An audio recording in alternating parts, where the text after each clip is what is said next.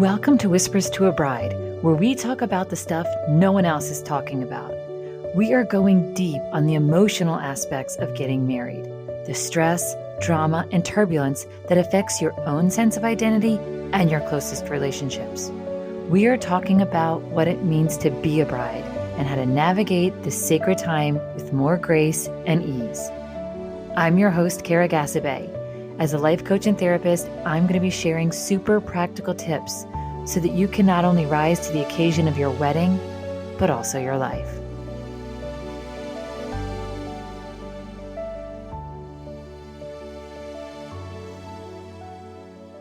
Hello and welcome back.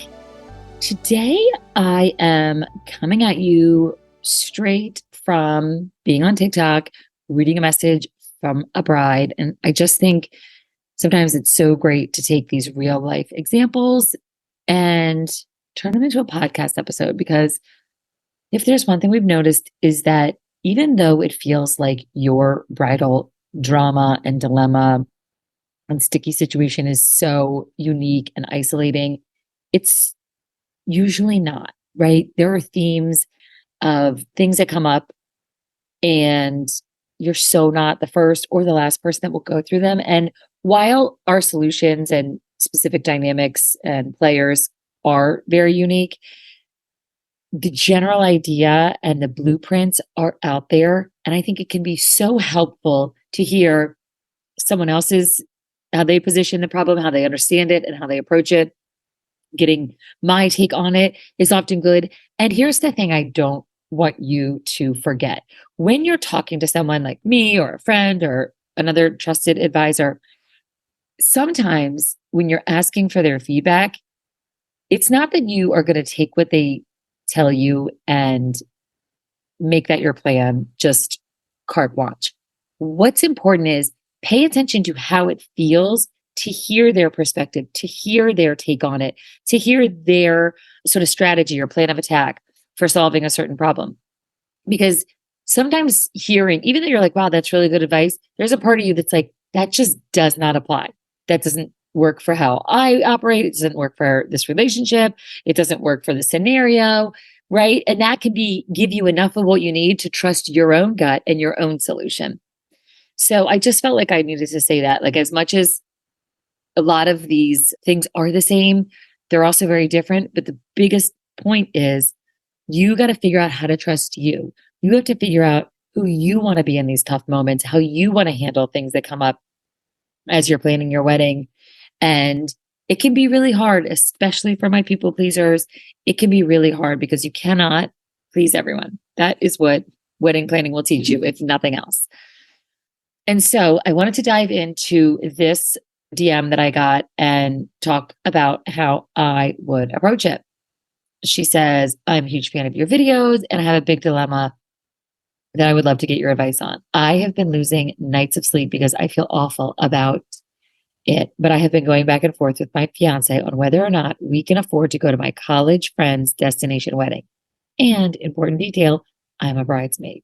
When she asked 2 years ago, I was thrilled. But after they postponed their wedding and finally got to planning, it turns out to be a destination wedding only 2 months before my own destination wedding. Adding some details here because I think it's important to get a full picture. It's over a 12-hour flight and tickets are easily $1,500, not including hotels and extra costs about being a bridesmaid, et cetera, et cetera. I would love to go, but the closer we get, the more unrealistic and stressful it is.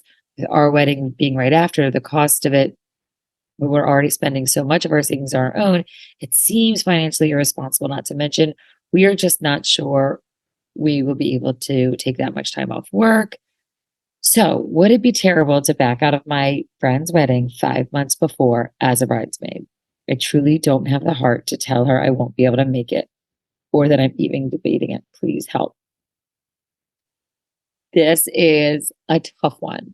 And my heart just completely goes out because this is just not the situation. You can tell it's not the situation she wants to be in, that she planned on being in. And it's so funny. These things tend to happen in seasons, right? Like there will be, especially in a group of friends, there's often like a wedding boom and like a baby boom, and it can be really hard because things start overlapping and you want to be at everybody's thing, and then you're being pulled in so many directions, financially, logistically, just your bandwidth. As much as you want to be there for everyone all the time, sometimes you just can't. Or in this case, it seems like it's creating a hardship financially and logistically that she just is feeling like she doesn't want to make that sacrifice for this wedding, even though when she agreed to be a bridesmaid, it seemed like it would be no problem and she wanted to be there for her friend. And so here's the thing, there's no right or wrong answer to this. You could get yourself in a financial hole or burden or whatever it amounts to and go to be there for your friend in this way, or and just not say anything and just sort of suck it up, or you can talk to her. And here's the thing, this is one of those uncomfortable conversations that nobody wants to have. Obviously, she has been dreading it and putting it off, and like she can't even stomach the feeling of talking to her friend about it. And that's usually a sign that, like, that's exactly what you need to do. We've got to have a conversation. And we've talked on this podcast before about having uncomfortable conversations and how to do that. And today I want to take a little bit of a different angle on it.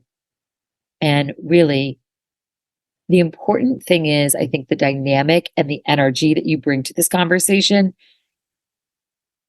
Right now, the setup feels like I've got this like yucky news and this disappointing, heartbreaking, friendship potentially damaging news that I have to take off of my chest, right? I'm taking my sleepless nights and then handing it to you so that you can, like, then you're feeling bad about your wedding and losing a bridesmaid and this and that. And so when we set things up like that, which is often the dynamic in a tough situation with someone, it really leaves it like there's not too many places to go, right? It's you versus them. Even though you don't want to feel like that, it ends up energetically feeling like that. And what I am inviting this person to do, and the path that I think is the most hopeful, is to try to come to the table, right? Try to say, I want to talk about something with you, and let it be you two at the table with a problem, sort of not you and her and who's right and who's wrong and who's hurting who and who's disappointing who and all of that. It's a tough situation, which is just the logistical reality of the situation. And then there's the two of you who are friends. And so if the two of you can come to the table to talk about the issue, you don't have to be on opposite sides. You don't have to be sort of antagonistic with each other. You can be you can be together, antagonistic against the problem. And this is a way of thinking about conflict that will help you so much in your marriage and with in-law drama, other friendship stuff. Again, it's not exactly easy because the way that just humans interact, we do just do it back and forth. But if you just set it up in a way that you're like, look, I want to talk to you about something that's really been weighing heavily on me. And it's so upsetting that, like, I've been avoiding talking to you, but I really want to have this conversation and deal with the feelings and the fallout as soon as I can so that it preserves our friendship and your wedding plans in the best way possible. And then you just put it out there in a way that it's not blaming her, it's not trying to turn anything. It's just saying really what has happened, which is like 2 years ago when I agreed for this, it was like a no-brainer. I couldn't imagine there being a reason why it wouldn't work out. And now fast forward a year and a half later, and I'm finding myself in a very different position than I ever thought I would be, which is that I'm getting married the next month and that we've spent all this money and that blah, blah, blah, blah, blah. And so just really explaining it factually, but also with your emotional sort of arc that you've had is so important. You don't want to just spring up and be like, oh my gosh, this is so uncomfortable. I just got to quickly tell her, like, hey, I can't be in your wedding. It's too close to my wedding. And then, like, I think you want to say, like, look, I know this is devastating. I'm having a destination wedding too. I'd be devastated too. Here's what I'm thinking. Is there another path that you can see, or is there something I'm not considering, right? Do problem solving as friends, even though you might already come into it knowing what you have to do.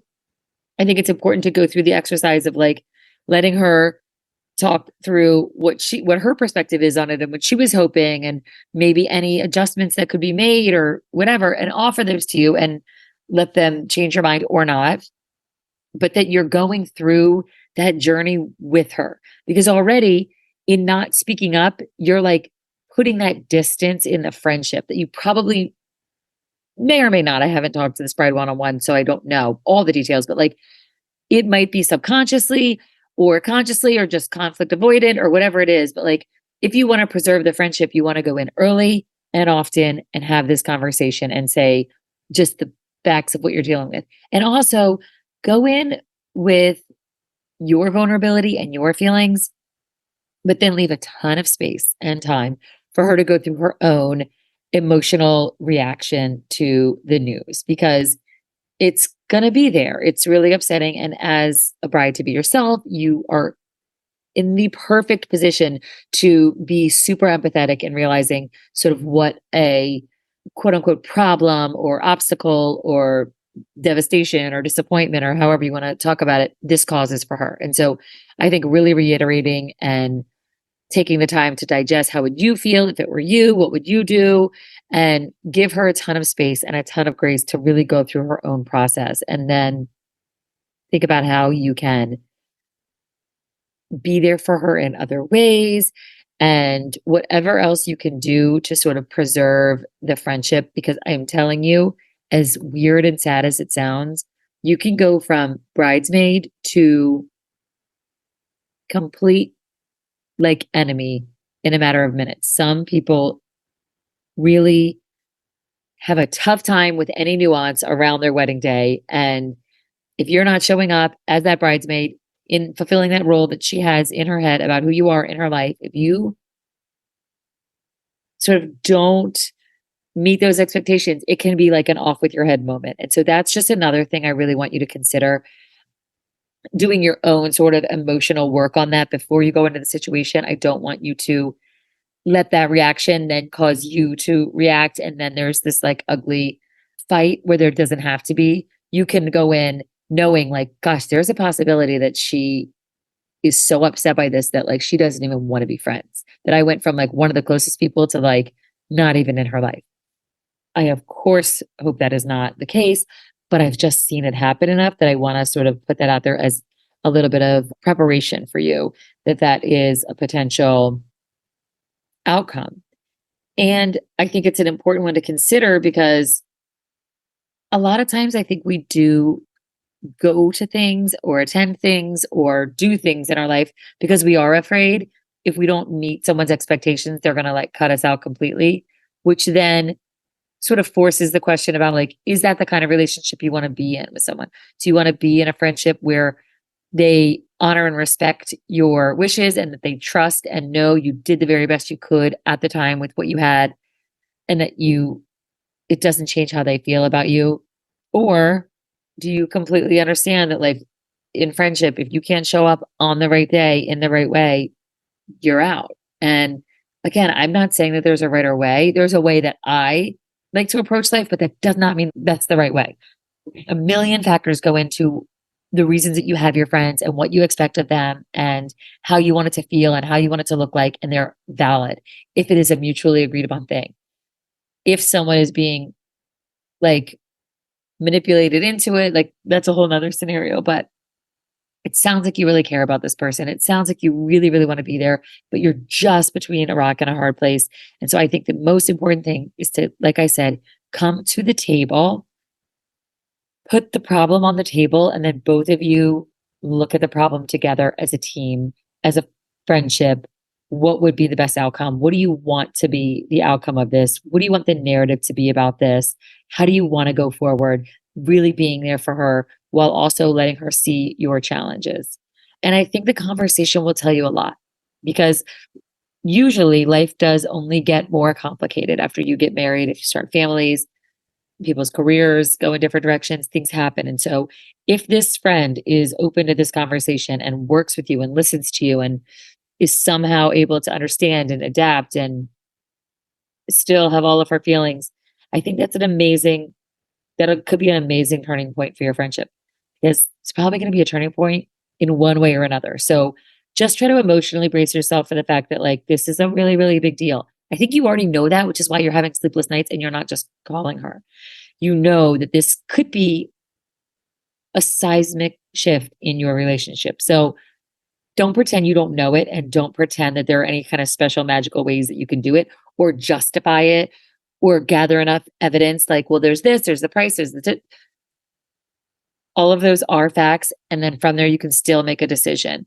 You can decide, I don't have the time or the money, and yet I wouldn't miss it for the world. Or you can decide, I don't have the time and the money, and I know my friend will understand, and I just need to explain it. There's a lot of different narratives about this. I think it's so important that you just try to stay as honest and vulnerable and clean and open as you can, and not just saying, like, oh, I had this burden on my shoulders. Now I'm just throwing it onto you. Because that's not cool. And that's not, I think, what friendship should feel like. It shouldn't feel like passing the ball in that way. It should feel like, hey, look, there's a problem and I want your help solving it. And navigating through like a really tough decision I've got to make that I never thought I would be making. Because that's what real friendship, I think, is about. It's about wanting the best for your friend, showing up, honesty, integrity, openness, mutual respect. Like these are the things about our friendships. And sometimes we've gotten these friendships from more circumstantial places and then they have just sort of carried on and are missing some of those fundamental ingredients because they were just based more on proximity or shared interests or whatever, which again, so good, not bad. It will happen again in your future. You'll have friends from proximity and circumstance and shared interests, but it's so great when you've got that secondary layer of like real understanding, real forgiveness, real openness, real support. And I just really wish that for you. So I hope this has been helpful in terms of just how to think about energetically some of these hard conversations where you're going to disappoint someone. Just put it on the table, stay on the same side, stay on the same team, stay connected as you tackle together the issue, because it's not that you're the issue or she's the issue. It's just this logistical situation is the issue and you want to navigate it together. If you have a similar problem, please send it to me in the DMs, send me an email, schedule a session. I'm here for you. Till next time, I'm wishing you nothing but bridal bliss.